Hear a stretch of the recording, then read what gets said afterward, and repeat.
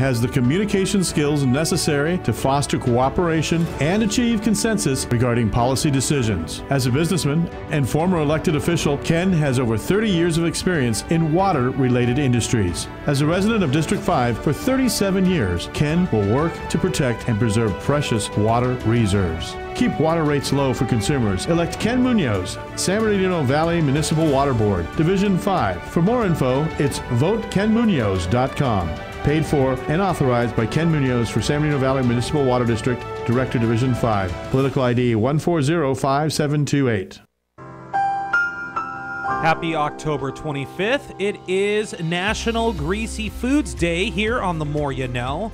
Let's take a look at that. Now, although it may not be the healthiest choice, everyone deserves to indulge in a greasy meal every now and then. Let's see, from pizza to nachos, burgers and french fries. Today we can celebrate with your favorite guilty pleasure. And did you know that fried chicken is the most ordered meal in sit-down restaurants in the U.S.?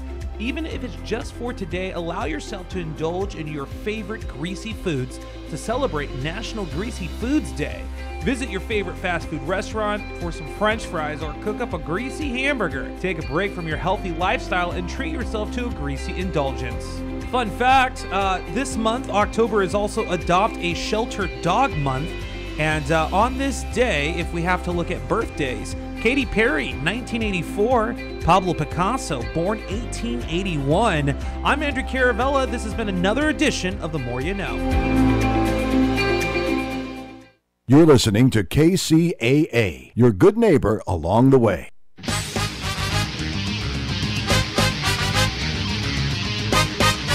And now, ladies and gentlemen, it's time for the greatest real estate investment show ever.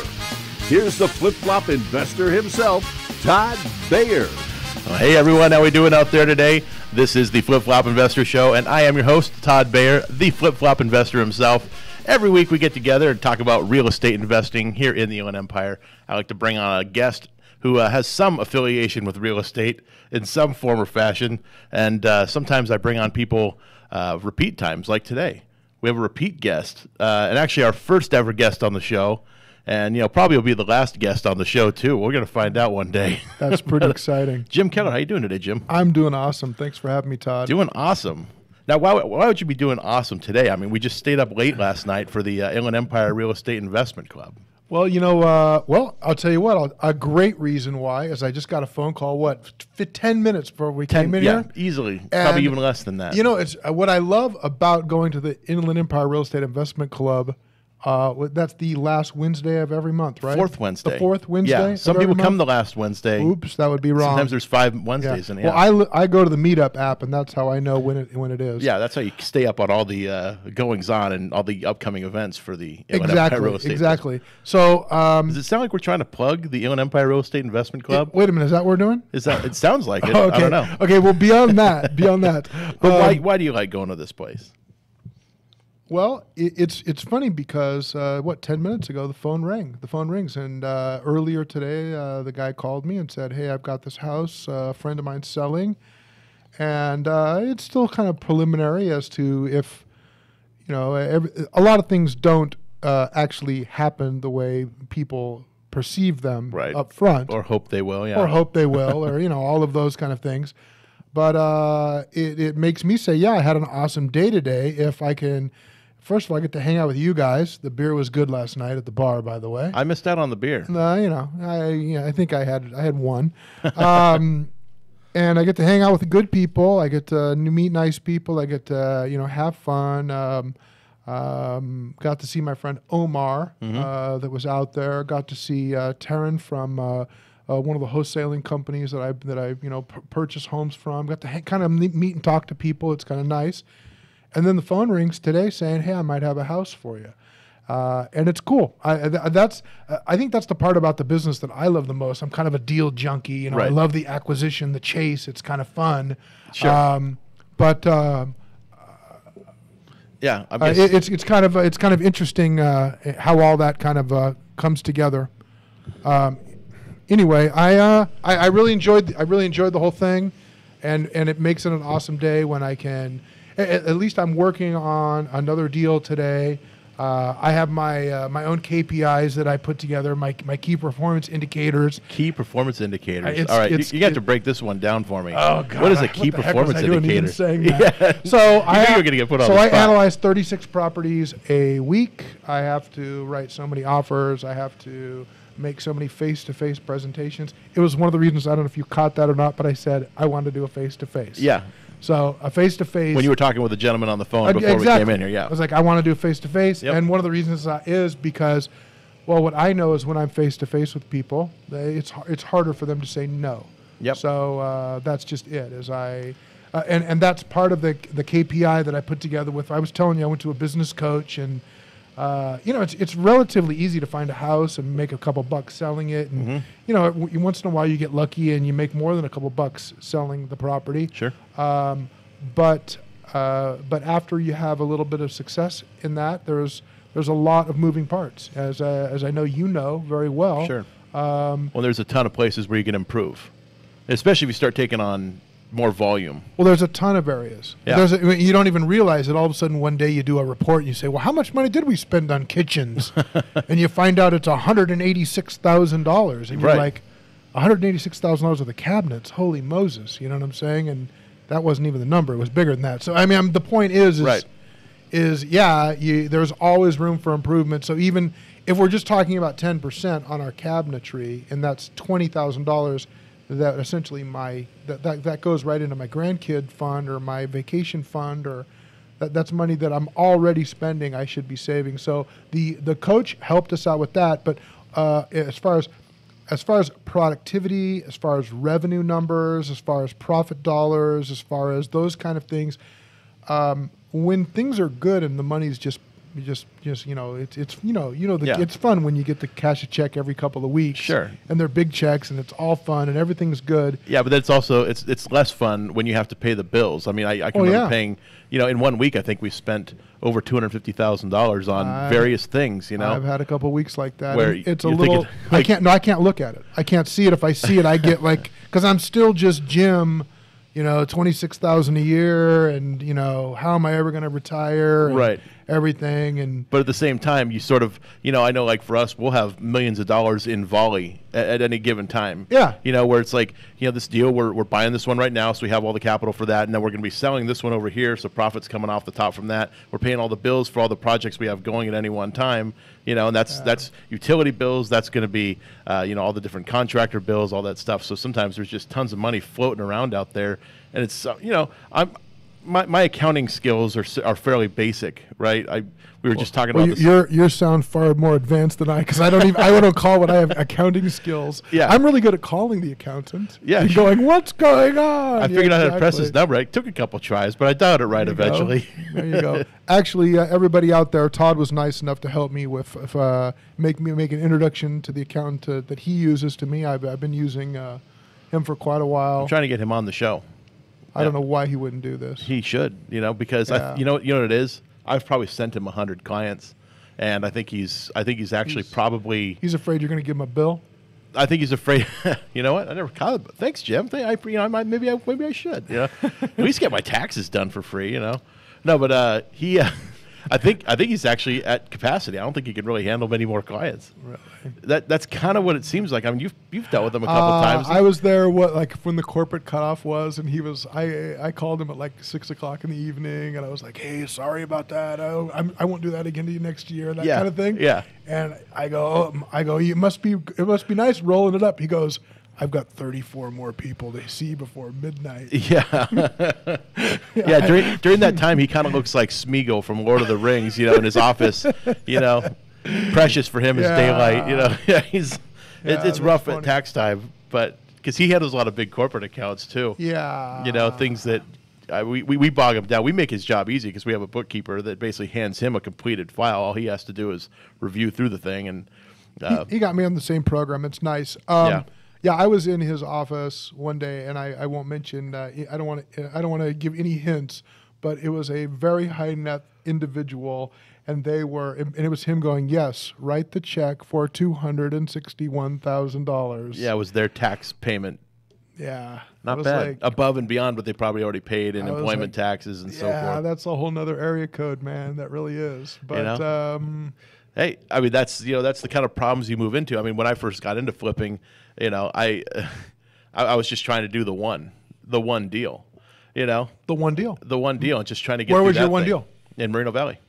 I did my one deal in Mobile too. That was number one. I think we, it's funny. I say the word profit. I didn't even know what that really meant. That was how much money was left at the end. Yeah. Of course, that was after I forgot about 43 other topics that I actually spent money on. Right. Okay. But I perceived at the time that I think we made $26,000 on that deal. That's not bad. And I remember thinking, wow, if I could do 4 of those, honey, we'd make $104,000. Mm-hmm. Yeah, I was very excited about that. So I still am. That would be awesome. it still would be awesome. But now you have partners, lenders, Yeah, things now I like got that. Everybody, the dang lenders. No, it's fun though, and I guess if I really kind of thought about the day, I get it's easy to maybe get depressed, or it's maybe to get like sort of overwhelmed with all of this stuff. But the reality is I guess that's really why I like coming on the show with you. Mm-hmm. Is we got a pretty awesome life, man. It's Yeah. 4:00 in the afternoon. We got cups of coffee in our hands. We just got off of lunch. Yep. We looked at 3 of your properties that you got going out in Redlands right now. Correct. Where I'm able to kind of like set my mind right with the two of us being open and honest with one another. Like, yeah, we made a mistake here. Yeah, we could have done better there. Yeah, this doesn't work. Oh my gosh, this is killing it for us. Mm-hmm. That kind of stuff. That's good stuff. It is. It makes me. Well, I mean, some days there's not a lot to be happy about. So, it's nice to have that. I Yeah. appreciate it. Thanks a lot, man. Absolutely. Yeah, no, I mean, you're always welcome here. But I think the reason why I like having you on, too, same reason I like to have Steve on, is because we've gone the gambit. We've done multiple things in real estate all together at this point. Yeah. And it's good because, I mean, we help out a lot of these younger people that are, or maybe they may not be younger, they might even be older than us in some cases, but they're new. They're new to the business. We had a guy that came last night to the club, and he just got started wholesaling a week ago. He just got started. So I'm like, oh, so you've done a deal already? No, he read about wholesaling a week ago, and he found the club on Meetup and came to the meeting, which is great because this guy got to meet some of the best contacts in the room last night. Well, there you go. Some of the top people in the industry were basically telling this guy how to do it, how to make it work for him, and he's I could tell by the end of the night he just looked like he was taking drinks out of a fire hose all night. Yeah. He looked a little like a deer in the headlights. I've seen that. Well, I mean, I've had that look before. I remember one time I went to. I drove all the way out to see Andy at the Red Robin in La Quinta. Yeah. And he told me, he goes, yeah, I'll give you an hour and a half. And, we were going on like hour 4. Right. And beer, how many? No, I wasn't, no beers. I did tea. I think I used the bathroom about 33 times. I was just sitting there drinking tea with the guy. But the point is, I met my match in the sense that, I mean, I can talk and talk and talk about this subject. I love it. Yeah. And Andy had me doing all kinds of crazy things. And that was, I don't know if you you didn't finance the deal. I had a deal out in Anaheim. I forgot the name of the street. Was that the condo? No, not that deal. Let's not talk about that one. That was a great deal. What are you talking about? It was a great deal. I remember making a lot of money on that. I remember making the lender whole, and I took it. That was my first real loss. But anyway, that was a lucky deal. You got out of that one by the skin of your teeth. I mean, that was a rough deal. So the lender I was working with, I felt better, but really I didn't. That we all sort of missed that on like the 4th page of a 7-page title report or preliminary notice, it said possible litigation with homeowners with HOA. Yeah, the condo owners association. And it was like a separate line. It was not in any text. It certainly wasn't camouflaged, but it was one of those things where it was so in the open. I missed it. Everybody missed it. Everybody missed it. We all missed it. Yeah.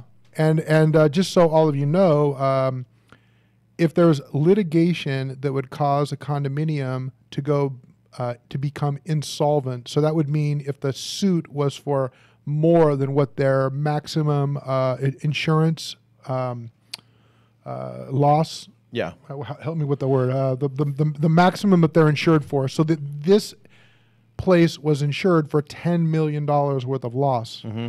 Unfortunately, a kid was walking across the street on a public street, and he got his foot run over, and the family sued for $75 million, and they named the city of Anaheim and the association. Yeah. And in doing that, if they would have won the full $75,000, which I don't even know what happened, $75 million, the homeowners association would have been insolvent. So because of that, no lender would write a Fannie Freddie, conforming note, and the place wasn't approved for FHA. Yeah. So I sold it to a Chinese national I had it sold for $354. I sold it for $300, and they paid cash. They paid cash. They closed fast, and I think I had to pull $8,000 out of my pocket to close that deal. But I did it, and I made you guys whole. Yep. You guys were my lender. I made you guys whole, and at least I can look myself in the mirror and say I haven't left anyone high and dry with the dough. And we never really talked about it, but I would imagine at some level you were like, oh well, he's a good guy. He did the right thing. Yeah. So. Even so, I mean, even then, I still would have done deals with you, even if you didn't pay us in full, because there's some things. This is the risk we take. If we're going to lend money, that's the risk we take as a lender. That something could go wrong and there could be a loss. I mean, one of the projects I lent money on almost 4 years ago, this property, we actually just went today to it because we finally finished it. This property ended up becoming a major, major headache out in the city of Morongo Valley. And this project just went extremely long because of issues with the permit and the county of San Bernardino. We had some problems there, but I don't know if you remember, but I don't think you were there the day I was with Steve, your partner, Steve. I'm sorry for people who know who I'm talking about. I was in the office, and the gentleman you lent the money, who the sponsor of that deal, was there, and I had already done a few deals with you guys, and he was like, oh, hi Jim, like I could tell he wanted to talk shop, that kind of thing. And that was before wasn't it termite damage that started the whole spiral downwards? Yeah, that's the story he tells us. There was really? Yeah, there was some termite damage, but I don't know. You found out that wasn't the real story? Well, who knows? That's the story he tells us. We have nothing to go on. We never saw the termite damage. For all we know, there was a pink dragon flying through the walls. He was just trying to get it out of there. I don't know. He could have been on drugs. We don't know. Oh, really? So that guy left relatively early in this whole deal? Well, he basically tore the house apart, tore the roof off. Oh, so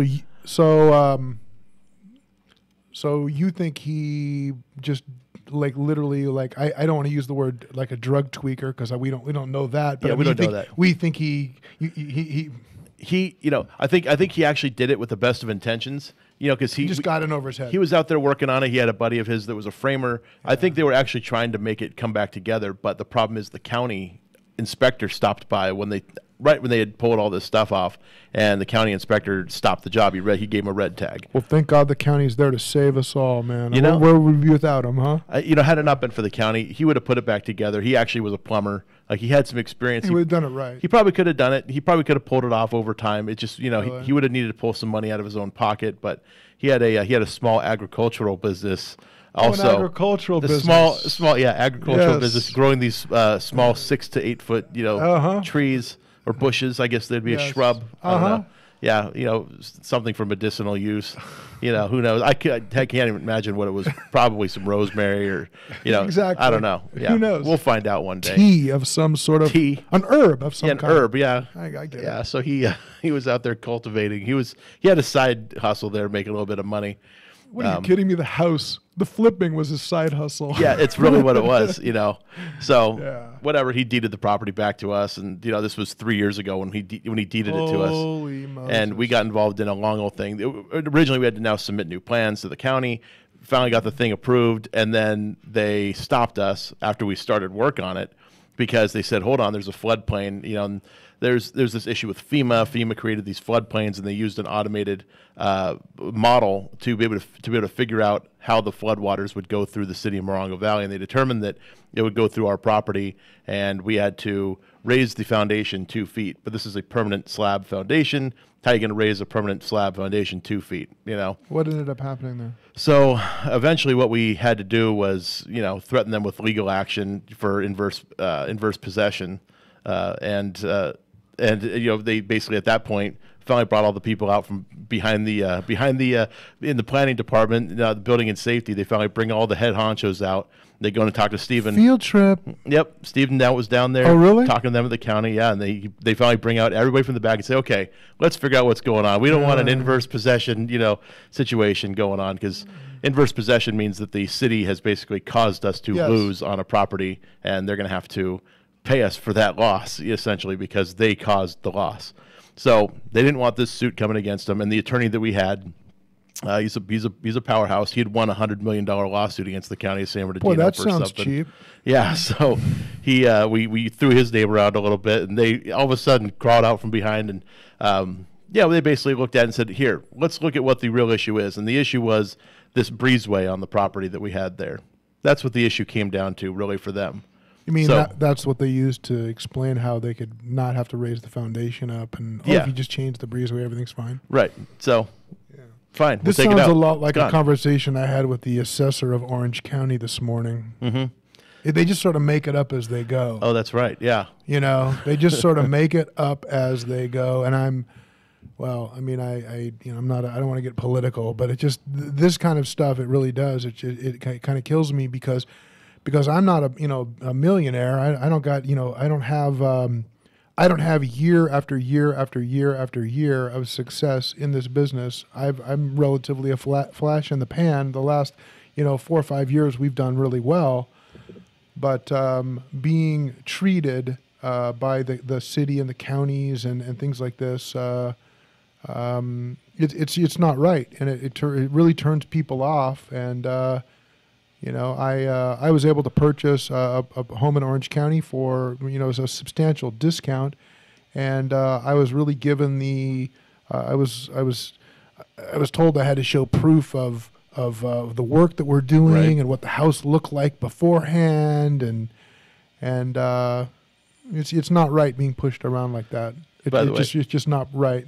I'm looking this up because I just realized I was calling it inverse possession. It's adverse possession. I'm thinking, why did I? I'm so glad you did that, because I was like, inverse possession. Yeah, I was throwing the word around my head for a second. I'm like, wait, that doesn't even make sense. So, yeah, adverse possession. Funny. I feel like that makes sense to me. But hey, that happens. Makes sense. It's not the first time I've said something on the radio, but generally I come clean about it. Hey, all I know, I had an awesome day today. You asked how my day was. Yeah. Things are going well. I know at the club, the presenter last night, Stephen was sort of, less than excited on, the possibility of the next 5 years having the market affecting the same way as it did the last 5 years. So certainly there's nothing guaranteed in the world, but that was a nice part about kind of coming up here today with you, is we get to talk on and say, hey, it really doesn't. I don't know. I don't want to sound stupid saying it really doesn't matter what happens out there, but I'm a strong guy, and I'll go out and figure it out. And I guess if I have to, sell coffee or do something, I don't know what this would be. Handyman, yeah. Yeah, maybe I become a farmer. There you go. I don't know. I can grow some nice herbs. I never really have, but there's got to be. How hard can it be? Sun and light, right? And water and light. Isn't that all? I love it. I love it. Actually, you got to come by the house, and we never talk about coming by the house, but you got to come by the house because I have my own little nursery that I'm doing in the back of the house. Nice. So I have a little section. I don't know. It's maybe like 100 by like 50 feet deep in the backyard where I have some fruit trees. That's huge. It's that's big. A big. You're saying little. Well, it's not. It's like small scale commercial farmer size right there. The last half of the house, the last like maybe third of the property is fenced off separately. I've got some trees back there, and I went and I bought 1,200 pots. Okay. And yeah, I'm just loading them up. And it's not that I'm bored or have nothing to do. You're laughing at me right now. Well, but actually, you know what? I'm really enjoying it. So I'm planting all these plants. It's mainly cactuses and things that I enjoy myself. I've got quite a little collection. Over the years, I always sort of take all the plants that are left when people move. Mm-hmm. They always make it to my house. So I've repotted. So now I've got all this stuff, and we find it. It's funny because how many potted plants you'll find at a house. I know we have 20? Yeah, Easily 20. Well, we have this one out in Temecula. Have you been down there with us? I have never been. We're almost done there. So when we're done, you got to come out. But cool. I mean, that place probably had over 200 potted plants. Really? Still in the pots. Some of them, like many of them, had actually grown through the pot into the ground. Yeah. And now we're trying to pick out pieces of broken pot, that were in there. But yeah, it's amazing how many potted plants you'll find. Yeah. And well, I'm enjoying it because so now I can come home and I want to get home and it's fun. I go out and maybe I try to plant like maybe 20 pots. So a lot of times what happens on these big pots, there's multiple plants there, and I bring them home and I take them all apart, and so one big pot maybe yields 30 smaller plants. Huh. I'm such an old man. I'm talking about planting. Yeah, exactly. Things. What the hell I'm happened out there to me, dude? trimming my roses. And, what happened to me? What happened to me? But hey, I'm at home. I'm not out drinking with the buddies. That's a good point. I'm you're being exactly. safe. My wife likes the pretty backyard. Right. Yeah, I have a garden in the backyard, but mostly just fruits and vegetables. We got blueberries and jalapenos, and I'm going to be planting a ghost pepper here pretty soon. I don't. It's just something to do. I like it. Why not? So I'm just sort of like kind of freaking out right now because I told my contractor JR to listen to the show because I was going to be on the radio today, and he's sitting in his car right now going, they're talking about plants. What the? It's part of it, right? This is the lifestyle of the. Is that it? Of the real estate flipper, right? Oh yeah, exactly. You get the free time to be able to go home and. No, listen, plants. JR, it's hard work, dude. Yeah. You're so funny. Yeah, it is.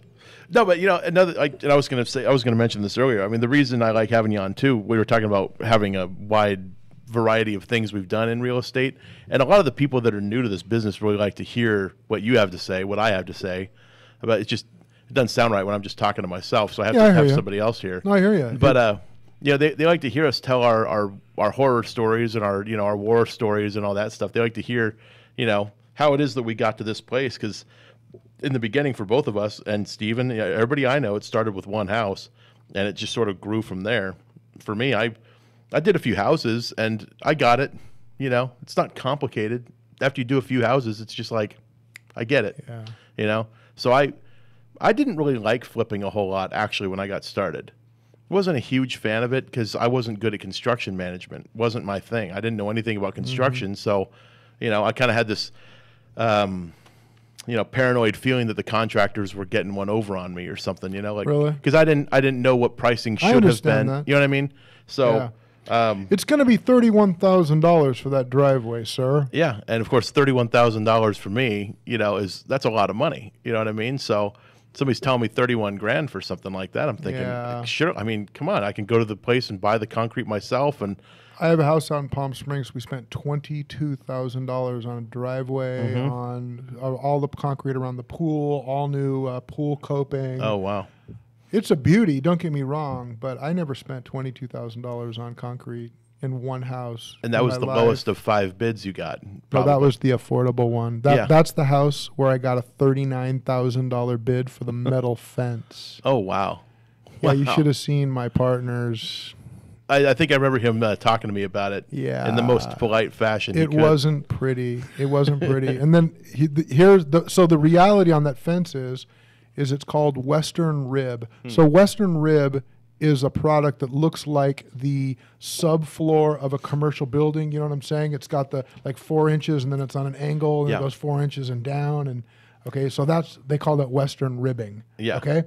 At the metal store. And they're doing it on a horizontal plane. But they're doing it on a horizontal plane for the fencing. And it's very Palm Springs and everybody out there really wants it and it's nice. Sure. And they make it the installers make it sound like they're building a small Rolex watch that's 330 feet long and a 16-foot rolling gate. Yeah. They're turning an $80,000 watch into a fence like that. That's really what that's the way they make it sound. Right. So in the end, I have a friend from church who used to be a steel stud. Okay. Not contractor, but he worked in a steel stud. So I had Mike come up with a list of material, and I think we're into that for like $3,900. Okay. And of course, we have to buy it, we have to estimate it, we have to buy it, we have to deliver it. We've got all of that kind of stuff. And my guy is gonna, I think I figured it out. It was like $7,500. He's gonna be out there for 2 weeks. Make $7,500. He's a happy camper. Yeah. And yeah, that's the thing. I mean, some of these guys, they don't. I'm into the whole deal for $10,000 instead of $39,000, and that's the part. One quarter of it. And so that's the anxiety you're talking about, I believe. It is. Because for me, like, how much does the roof cost, And it's a one-story house, it's a two-story house. There's going to be a difference because a two-story house has a smaller roof, generally speaking. If it's the same square footage we're talking about, you're going to have a smaller roof, smaller foundation on a two-story home. But for some reason, I was paying the same price on a two-story that I was on a one-story. And that kind of, it didn't seem right to me. I'm like, the square footage of this roof is smaller. It's a smaller area. How is it the same price, And it felt like a lot of the guys in the beginning just wanted to charge me a price because that's how much they needed to make that much that exactly. month, Oh yeah, my workers' comp's due next week, and I need $8,000, and I got that trip coming up. I'm going to Havasu this weekend. I need to be able to afford my boat payment, because I got to get it out of impound. I don't know. Yeah, it freaks you out though. I know we spent $12,000 on the roof out in Upland. Yeah. And that was a good sized house though, right? Yeah, but that was an oops. That was like we didn't know we had to do that one. Yeah. And roofs are tough, Yeah, and that's the part that's the part about the flipping business that no one really seems to be able to kind of wrap their head around is when it's good. And I've done deals before and seen six figures come in after the whole deal was done. But unfortunately, I've seen it. Maybe the other direction too. It's ugly. So no one seems to want to talk about that part of it. They all want to talk about paying what did I say earlier? $300,000 in taxes, and you're gonna make millions. Everything's gonna be great. And sure. It doesn't work out that way. It doesn't. But that's that's why I didn't like flipping a whole lot. I liked seeing the end product, and I liked selling them and all that stuff. That was fun. But it was that part in the middle that I didn't really like too much. So I ended up getting into lending, and when I got into lending is when I was like, this is like the easy version of flipping. I still get to do all the fun parts of it without any of the negative parts of it, like dealing with contractors and all that stuff. So I used to love the fact that, I had somebody who was more experienced as a borrower, and they were a contractor or something like that. They'd understood what they were doing. They knew their costs, and it was their problem to make sure it came in under budget. Yeah. And I got to sit back and watch these things transform just like I did on the other projects that were mine. And, I didn't make as much, but it was easier, and I could do more of them at once. Because prior to that, I was doing onesie twosies, just one at a time. One-off deals, just finishing them and then, going now find the next one. So it was the first time I ever dealt with volume. So tell me, when you're talking about dealing with volume, I know you guys are looking at your mini house, company, and it's one of the things I like hanging out with you guys with is it's not enough that you want to do this mini house, you want to finance them yourself, and you want to do all these things. Are you thinking it's investors all the way you're going to be going with, or are you thinking that after you get a track record and you see that this is an income producing asset that these people are buying for what, 50 you said about $50,000 for the small one? Yeah, the small unit. Okay. Once you have some kind of a track record, it seems like it's going to be pretty easy for you to go get money elsewhere to back those notes. Oh, absolutely, yeah. Because once we sell them off, it's an auto title note that we're servicing, and we have all the built-in protections. I didn't know that. Yeah, I didn't know that. It's auto title, so we keep the pink slip essentially, and once they pay it off, they get the pink slip. So there's a certain number of investors that have already told us they always want to buy them out in cash, which is fine. That's great because then we can just put that money right back in the company and make more. But with the financing, we'll have to have an investment pool, out there with investors that are willing to put up the capital for these loans. But that's going to produce a nice yield for them and nice yield for us. So we're excited about it. I mean, financing is where the money's made on a car sale these days, and so we'll be in the same business basically. Dude. That's it. So that was my contribution to the tiny home company. Steven wanted to design them and build them. He likes the idea of doing that, and because they fulfill a need, the affordable housing problem that we have in California, it helps that problem a lot. But for me to be involved, I thought that's cool. I like the idea of building these things and manufacturing, but my side of it is I want to do the financing side. So that was where we sort of remarried up again into another business because. We did community restoration group together. We did rehab loan group together. We've done, a bunch of things together, and we've been friends for 25 years. But, we don't necessarily have to do every single business together, except on this particular case, we obviously trust each other, so it's a big deal. And, here's a winning idea, and he can run his side, which is the building design side, and I can run the other side, which is the admin financing side, So you have to bring our, unique talent to the, partnership. And so it's going to be a lot of fun. We're looking forward to that one. I think that's nice, and if for any of the young guys that are just trying to get involved in this business, I know we got a couple of them listening. Mm-hmm. I think that's probably the most valuable part of what we're talking about. I know, the partner that I use, he writes all the checks. He does the accounting. He provides an accounting package to my accountant. Mm-hmm. He does all of the stuff where. It's nice for me. I've seen it today all day long. There's checks have been going out, but I don't have to be a party to them. I don't have to be. It's nice. It's nice. It's nice. It takes a lot of stress. Right. You wrote the checks at your place? Yeah. I'm so I'm the CFO. So that gets to be my job. I'm the one that sees the the big American Express bill come in, and I'm like, oh man, I'm about to write a check to American Express for several tens of thousands of dollars, and mm-hmm. American Express, huh? Yeah, I used to have one of those cards. Yeah, it was. It was good. They sent us those nice metal ones. Nice metal ones. Yeah, those nice metal ones you could turn into a ninja star and huck at somebody that was upsetting you. I had the nice travel version. Starwood, I think, was my was my specialty. So any good vacations planned for next year, or what's the story, man? Yeah, got a couple places we're planning to go. I think we're actually going to go to Utah. We have plans to go out to Utah. We're debating going on a cruise next summer or spring. Really? There's a few things we're talking about doing. I still want to get over to Europe, get over there and do something. But, the kids are 8 and 10 right now. So, it's kind of like when's the age where they're going to really appreciate it? That's kind of the thing we're grappling with right now.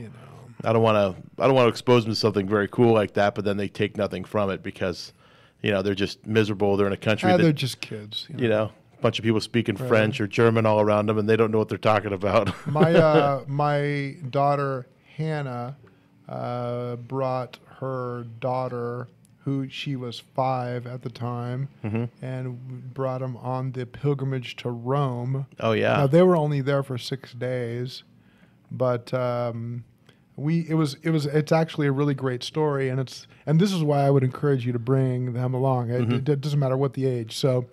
So we were at the Vatican, and it was on Sunday, and every Sunday at 12 o'clock, the Pope does, it's called the Angelus. It's a particular type of prayer, and he says it from his condominium or apartment window, his balcony, and the whole square is filled with, it was about 2/3 of the way filled with people, so I don't know how many people that is, but there were a lot of people there. And so he does the prayer, he does the whole thing, and it was nice because the group I was with was mentioned, and we were all excited, happy, and the group I was with they were like, okay, you've got an hour and a half, So, whatever you want to do. So we went off and we did a little bit of shopping. So there's have you been to the Vatican? No. Okay, so there's the big square, and then right outside there's walls right there. You can go outside, and there's city right there, and there's just little shops and everything. We're walking around, and so we hadn't seen my daughter or my granddaughter since we had left. Okay. We went on a 10-day trip, and they were on a 5 or 6 day. I don't remember, but my wife calls, and it was like sporadic cell service. And Hannah picks up the phone, and she goes, "Yeah, we just got done." And she was Terry's like, "Oh, of course, we just got done too." And we're out here, and Hannah goes, "Well, I'm right next to a McDonald's," and Terry goes, "Well, I'm right next to a McDonald's." And as they're talking, they look up at one another, and literally Hannah's walking down the street, and we're standing in a store, and we see each other in Rome. It was so nice. So we had lunch with Hannah and my granddaughter Hazel. That's cool. It was really fun. It was really cool. And I don't think she has. Did you go to the McDonald's? No. Okay, good. No, I'm not. That's not my style. Yeah, go to the Vatican and eat at McDonald's. I don't go to McDonald's later on tonight. We won't go to McDonald's. No, I'm not a McDonald's guy, but no, we went to some stupid campy pizza place. It was really fun. We had a great time. And I don't think the 5-year-old granddaughter understood that we were in Rome, right, having pizza at a little cool little place. I don't think she had any idea of that's what it was. She was just happy to see Grandpa. It was nice. That's cool. It was nice, and that's like a cool thing that here, I get to tell that story forever now. It was really cool. I like it. That's a nice thing about working for yourself. That when you're able to save a little, you get a nice reward. Yeah. I don't think we talk about. I know at the club it would be nice if we talked about that more. I think because it's not all about the money. It's not about the stress or the pain or the hassles or anything like that. It's nice. It's a good lifestyle, and I think a lot of people get into the business initially because they want the time freedom. And I know there's somebody right now listening to the show that's driving on the freeway coming home from their job, and to them, this is a fantasy world that we live in because, we can come in whenever we feel like it. We can leave whenever we feel like it during the day. I mean, there's times where I really have nothing to do during the day. It's happened a lot more lately because we're selling off a lot of our property. So since we're not acquiring any new, and my job is to bring the money in, I don't have a whole lot to do during the day right now. So I'm sort of starting to get things prepared for the next company, but there's only so much we can do there too. And so, there's been a few days lately where I didn't really have much to do, but then some days I got a lot to do. So yeah, I think that's really the disparity of it is I'm doing my best. That's one of the things that my coach is kind of helping me with is working off of a schedule. I find it. I'm really inept. I mean, I'm horrible. I really am. Scheduling, yeah. Self-org is just, I just am horrible at it. And I don't know if it's just because I was a bad student and I just have a hard time thinking I think the word's linearly. I'm not a linear thinker. Linearly? I just don't I can't put a lot of things together. I'm lazy. I got all these things that I'm not. So great where I'm good at a couple of things that I've learned to make a good living doing it. But it's those simple things. I have a hard time keeping a schedule. When I am on schedule though, when I do well with it, I can see it's a real benefit. But those are the kind of things. It was funny yesterday at the end of the meeting. I was trying to explain that to a young guy. It was and his mother. I think his name's Lewis. Did you meet this kid? Mom's name was Brenda. Okay, I don't think I met them last night. Yeah, sweet. They weren't a couple. It was father or mother son, and in the end, mom was an agent, and he's just a smart kid. He's a really smart kid. It seemed to me like, and I was like, man, don't worry about real estate. Just be a good guy. You're doing great with me. Just look me right in the eye and say, hey, this is what I want to do. And if I say, oh, just me, do it this way, do it that way. What's the worst that's going to happen? You're just, It's so hard sometimes with some of the people that are new because you don't know where they're starting from. Yeah. And so for some people, they're literally starting with no real estate knowledge at all. and it's tough to be able to take that person and turn them into a lean, mean deal finding machine. Well, no, they're not going to be. overnight. They're not going to be, and that's really what I've started telling people is like. So I'm looking at the board op right now here at the station. Okay. And I'm like, hey, you're great at what you do. You're a great board op. Okay.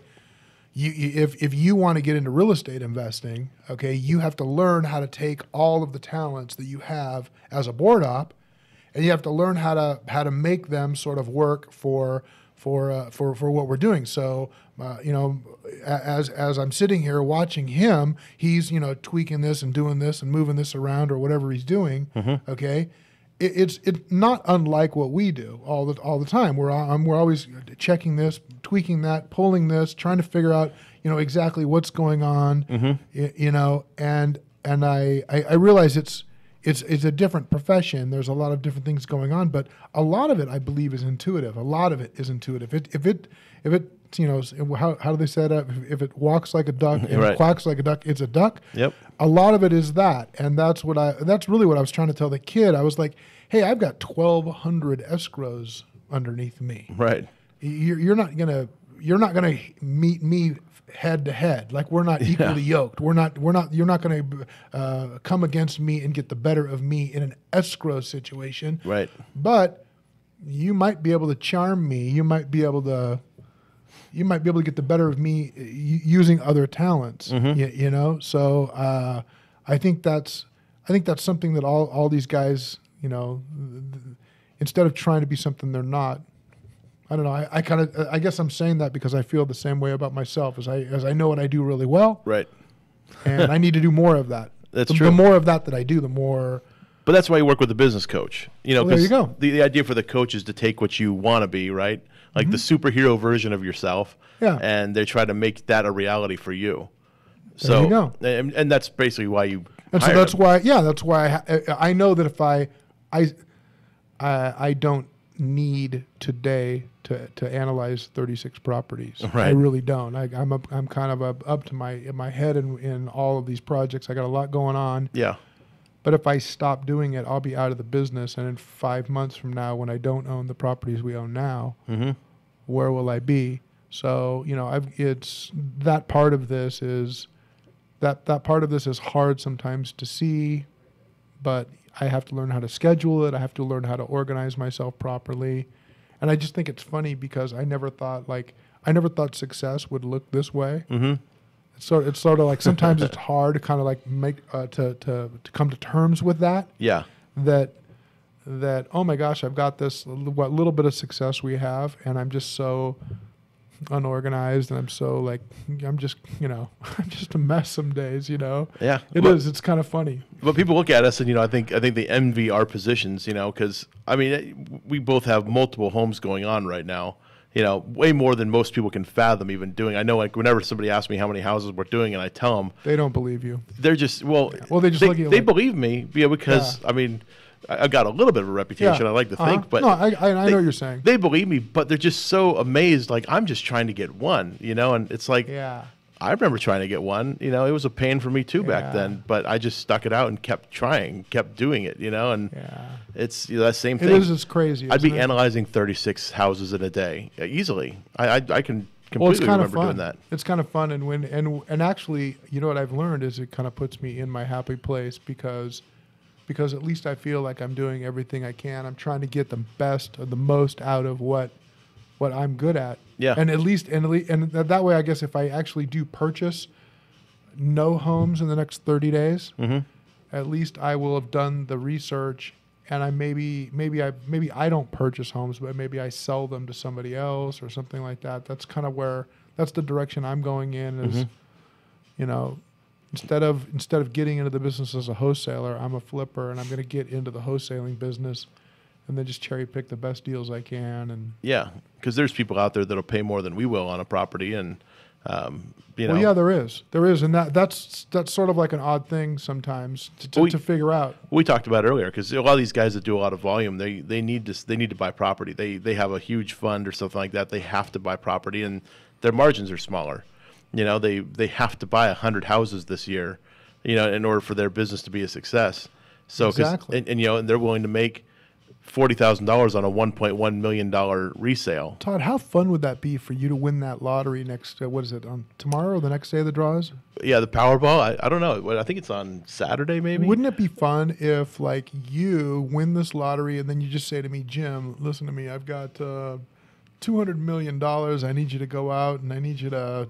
I need a diversified account. I need homes in medium income areas. I want 40% apartment buildings. I want 20% warehouses. Yeah. And Jim, I'm going to be down in the Bahamas, in my new place in the Bahamas. So can you come down in like a month and give me a report on how how we're doing? Yeah, I'll send the private jet. I'm ready. I'm in. Exactly. I'm in. What do I sign? I think for a lot of people that they talk about winning the lottery and stuff like that. Like if they were to actually win, would they quit their job? Most people probably would. I wouldn't. I'd actually continue what I'm doing. Well, didn't I did the math on the way over today. If the gentleman who made the person in South Carolina that won $1.6 billion. I think I figured out that they're going to net like $550 or something like that. At 5%, it's $900,000. I don't know. I don't remember what. I think you were basing that off of if you won the $40 million. Oh, is that? Oh, yeah. That's what it was. I'm sorry. Yeah, the 1.6. I think that guy per day is making like $200 and something thousand. I guess all of us are just like in the end we're just like some middle class schlubs. It's like my wife and I were talking about the $1.6 billion lottery winnings and I was like, well, we were just joking around, but I'm like, oh, what would you do with the money? And she's like, oh, I think I'd probably buy a couple of big like 200 or 300 unit apartment buildings and just managing them. I'm like, well, why would you manage them? Like hire a manager. Okay. But I'm like, well, like tell me, like, why would you do that?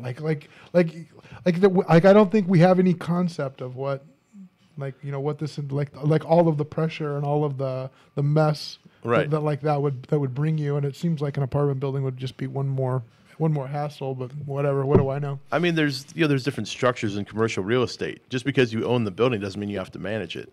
You could basically own the land, you could own the building, and then a management company manages it, and that's how they make their money. That was the best part of that master lease class we went to. Remember that in Vegas? Absolutely. That was the best. What was it? Remember they were talking about the property, the Marriott Hotel, the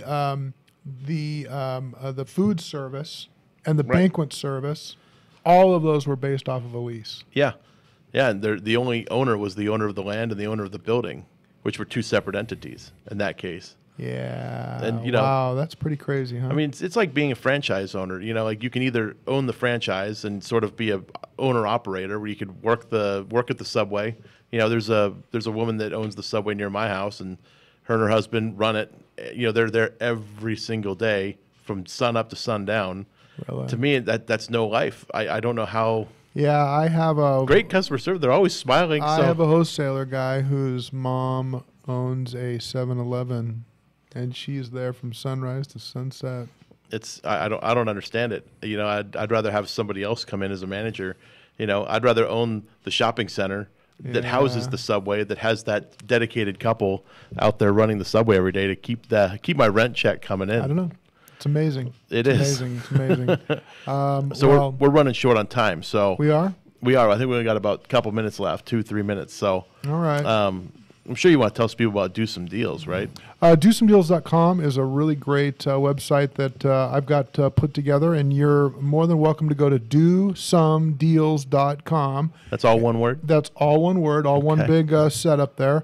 And when you go to the site, you put in your name, your phone number, there's a little bit of information you can opt into. You'll get a nice package about myself, and I can show you how to do some deals. That's what people are in the business to do, right? Isn't that's scary? I can't believe I become that guy. But hey, come along. It's a fun ride. What a great domain name, Just a mega genius must have come up with that one. Yes, you were pretty smart to come up with that one. I appreciate it. It was either that or The Dude Buys, right? That was the other one. That is pretty funny. Sir Deals a Lot was one that we came up with. Sir Deals a Lot? Yeah, it's going to be like a night of the round table. Sir Deals a Lot. We've got your herb handled. Yeah, there you go. Oh, man.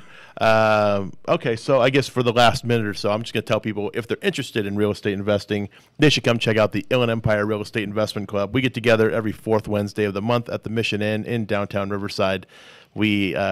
It's a support group for real estate investors, so we just reassure each other that this is okay, all this thing we're doing, and that it is profitable, and all of our family and friends are crazy. So go to meetup.com, look up the Inland Empire Real Estate Investment Club. You can find all the details about our upcoming upcoming events, and that's all the time we have for today. I want to thank Jim Keller. I'll see you all again next week. Have a good week, everyone. Take care.